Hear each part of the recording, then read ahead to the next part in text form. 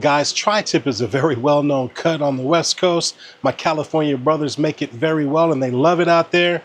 We're starting to see it here in Texas quite more often, but a lot of people really haven't had tri-tip or it's new to them. And today we're going to do a tri-tip right here on Barbecue Boulevard, and we're going to do it on the Weber Kettle.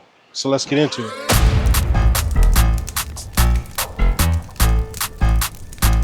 Now to me, the tri-tip, man, you season it up any kind of way you want to. I mean, there's tons and tons of barbecue rubs out there that you can put on your tri-tip.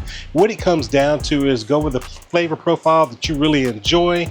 I happen to love the pepper and the salt blend, maybe some other stuff thrown in there, but you get my point. Just pick out what's good to you, the flavor profiles that you like, and you can't go wrong when you're seasoning your tri-tip. Okay, so here's our tri-tip, and we've got this from our Wild Fork. Wild Fork is not here in my town, but I went down to Houston and picked up this beautiful tri-tip from Wild Fork. So we're gonna go ahead and get this cut out of the package. And what I like about this tri-tip is that it still has the fat cap attached to it, whereas a lot of places are now making the or cutting the tri-tips to where the fat cap is completely removed. So I like the fact that Wild Fork maintains that fat cap on here, because after all, fat is going to equal flavor. All right, so we got the packaging out of the way here. And again, this is about a 3.5 pound tri-tip, looking pretty good. I'm not gonna do any trimming to it. It's actually cleaned up pretty well. So I'm really not gonna do anything to it, but get it seasoned up. So let's go ahead and get our seasonings put on. First, I'm just gonna get some black pepper on here. This is just some 16 mesh black pepper, Fiesta brand, of course. All right, first layer here is on, and now we're coming back with the American Pitmaster Company, and this is the Wow seasoning. This is really good on beef, so that's why I like to put it on. So anytime I make a ribeye steak, man, this stuff is gonna be bursting with flavor. So I figure it's gotta be good on a tri-tip. So that's what we're gonna put on here first. We're gonna pat it in. Remember, we never wanna rub. We always wanna pat in our seasoning. Now the next layer is again going to be American Pitmaster Company, and this is going to be the OG. Now I happen to like the OG in combination with the Wow. The flavors are just absolutely excellent, so that's why I do that. And again, I figure it's going to be excellent on this tri-tip. Again, patting in, and now we're going to flip it over and do the exact same thing on this side, and we'll be ready to set up our grill and get it on.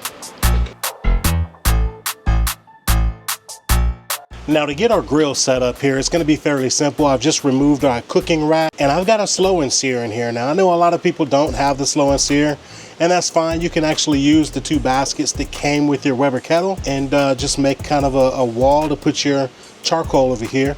But I like using the slow and sear, and I've got one, so that's what I do. Now we've got our slow and sear set in here, and we're going to be cooking indirect, which means our fire and coals are going to be on one side and our protein is going to be on the other. So we're going to get some charcoal put in here. Okay, so now I've got my harder charcoal briquettes put in here. Excellent charcoal. If you don't have a go-to charcoal, I strongly suggest checking out the harder charcoal. But we've got our charcoal here, and I'm just kind of setting it up to one side.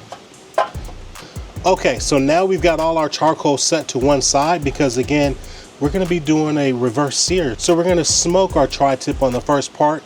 So we're going to control our temperatures, but not lighting all of our charcoal at one time. I'm going to put some charcoal into a chimney. Okay, now I've got some of the briquettes put in our charcoal chimney here, and we're going to light these briquettes. Now I'm going to be starting it off with a tumbleweed here. So we're just going to place our tumbleweed here on the rack. We're going to go ahead and light our tumbleweed. And then we're simply going to take our charcoal chimney here and set it right over top of the lit tumbleweed. And we're going to let this charcoal ignite. Now, as I've said, today I'm using harder charcoal briquettes. I'm either using their briquettes or I'm using their lump charcoal. So that leads me to ask you, what's your fuel of choice? When you're running your Weber Kettle or your offset or what have you, and you're using charcoal, what brand charcoal do you use? Pop in the comment section down there and fill me in. Okay, so now we've got our charcoal pretty well lit, but what I want to add in is a little piece of wood here. Now I've got a cherry chunk here that I'm going to be adding into my slow and sear there. And then these charcoal briquettes are gonna go right over top of it. All right, so now we've got our lit charcoal in here with a little cherry chunk. We got another cherry chunk on the part that's unlit. So the only thing left to do is to get our grill assembled. Before I put in my cooking rack, I'm gonna put in a aluminum pan here. Pro tip, this is gonna sit here underneath where my protein's gonna be, so it's gonna catch all of the drippings, which makes it an easier cleanup at the end of the cook. So we've got our cooking rack in, we've got our, our charcoal lit. Everything is looking great. The only thing left to do is put our lid on. Now when we put the lid on here, we're gonna be using our vents here. I'm gonna have this one probably 1/2 to 3/4 open. My bottom vent is full open, and we're ready to bring this up to temp. Now gang, you'll notice that I do have the Spider Grill's venom attached to the bottom of my Weber Kettle, but today we're not using it. You'll notice there's no power to it. Now a lot of people may not have a Spider Grill's venom, so therefore I'm doing this cook without utilizing it, and we're just using the natural vents on the bottom and the top. Okay, so the first thing we're gonna do is we're gonna pull our top off of our grill, and now we've got our beautiful tri-tip here all seasoned up and ready to go.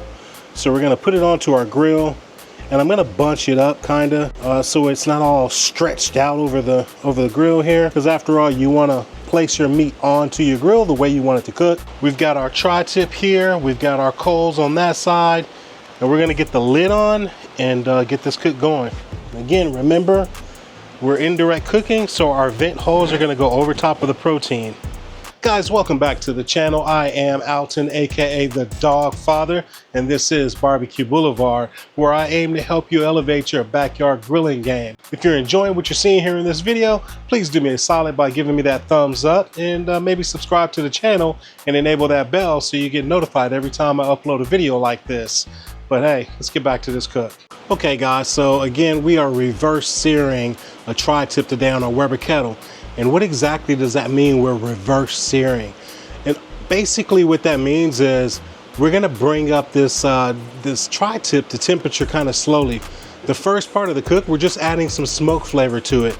How do you know when we're gonna pull it off? Well, that's up to you to determine what temperature you wanna pull it off at so that you can then sear it to finish it off. So the first part of the cook, we're adding our smoke flavor to it. The last part of the cook, we're gonna sear it off over high heat, which gives you that nice crust on the exterior of your tri-tip. So I'm looking for my internal temperature to be somewhere around 130 degrees when I finish searing the tri-tip. So we don't want to run the first part of the cook to 130. So what I'm going to do is run this first part of the cook to 110 degrees. And that all sounds fancy and nice, but how do we do that? Well, we're going to use an internal temp probe. Today we're going to be using the RFX meat. So let's get it put onto our grill and get the probe into our meat so we can monitor our temperatures. You'll notice here I've got this little grommet here on my Weber Kettle. Now I actually installed this. Your Weber Kettle will not come with this. So I actually drilled a hole in here and put this grommet in. You could very easily just lift the lid and run your wires across your grill grate here underneath your lid, so it would be pinched in between. But I prefer a more cleaner look, and preferably not to stress out my wires or cables by crimping them with the weight of the lid. So therefore I put this grommet in here, and all I'm gonna do is stick this right through here. Okay, so now we have this temperature probe here that we push through our grommet here. And so this is what we have. Now we have this housing here that we're gonna put this through and get this onto our grate so that we can measure our temperatures. And what I wanna do is I wanna be able to, make sure my temperatures are not getting too crazy hot. And this is gonna be able to let me know what those temperatures are gonna be. So I'm just gonna take this probe here and I'm gonna put it right here onto my grill grate. And so now at least I know what my internal temperatures are gonna be as I'm running this grill. Now the next part is gonna be monitoring the internal temperature of our meat. And that's why we're gonna use our RFX here. We're gonna pick a good thick part of the meat here to put this probe in. So we're just gonna stick it in just like so.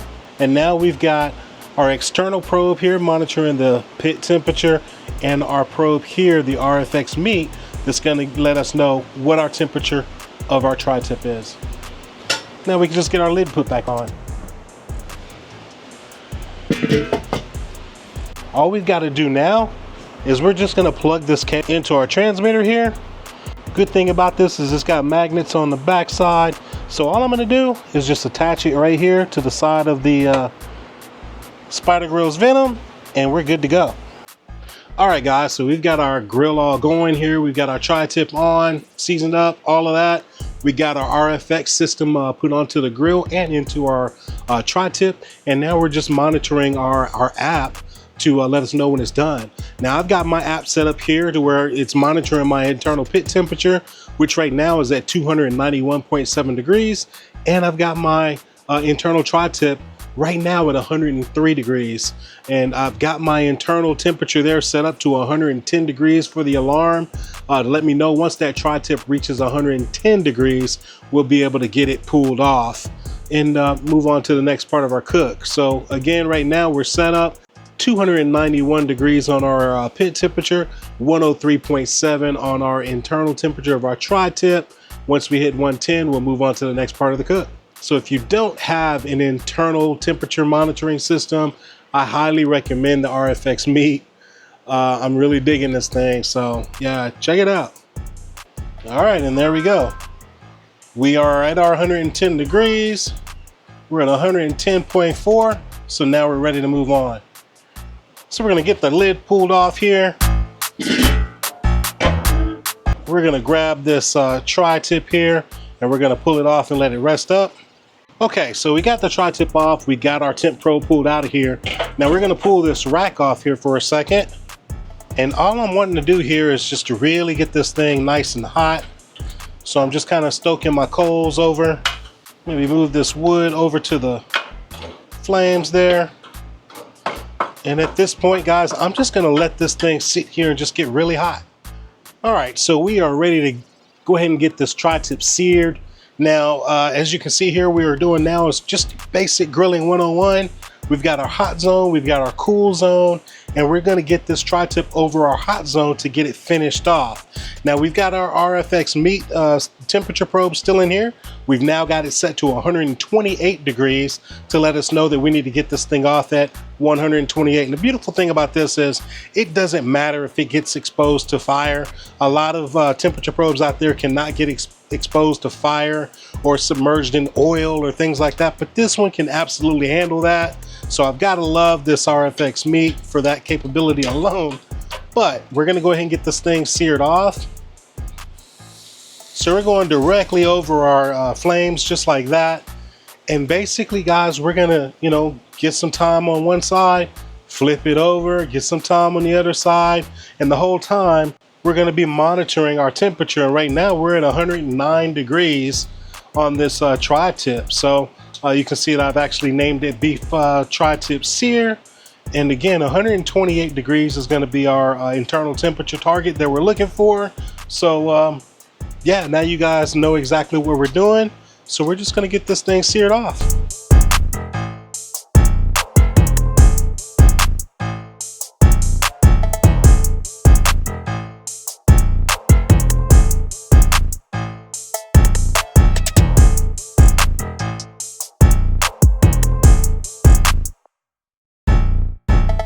Okay, so as you can see right now, we're at 118.4 degrees on that internal temperature. So we're looking pretty good. So again, we're gonna get our lid put on, making sure our vent is over top of our protein, indirect cook, and we're just gonna let it go until we get to our finishing temperature. All right, guys, I'm curious here. Again, we're doing tri-tip on this cook today. Are you familiar with tri-tip? Do you cook a lot of tri-tip? And if not, what is your favorite cut of beef that you like to cook the most when you're out there enjoying your grilling space in your backyard? Pop it in the comments down there and let me know. All right, and there you go. We just hit our 128 degrees. We're at 128.3. So we're gonna go ahead and get this tri-tip off. And it's looking pretty good. And there we go. We got our tri-tip off here. Now we're gonna set this to the side and let it rest, and I'll bring you back when we get it to the cutting block. All right, so here we've got our beautiful tri-tip here. I'm very happy with the color on it. It's plenty juicy. It's just looking really good. Flip it over here. Now, what I'm looking for here, when I flip it over here to the meat side, I'm looking for the grain, because you always want to cut against the grain.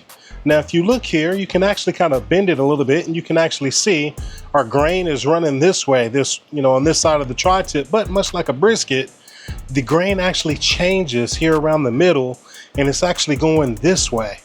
So we're going to be cutting this way across this, you know, the grain on this part of the tri-tip. And then when we get to about here, we're going to be cutting this way going forward. All right, so you can take a look there. You can see that that is running this way. So across like this is the way this is running. You see there? We want to cut against that, okay? All right, so we're going to go ahead and see if we can cut us a little bit off of here.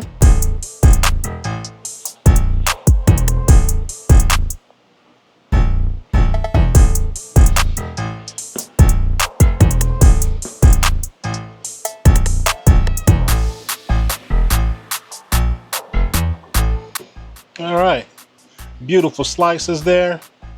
And yeah, let's go in for a taste test on this. All right, there we go here. Give you guys one more good look at that. Hopefully you guys are able to pick up on that. You can see how we cut across there. And yeah, cheers.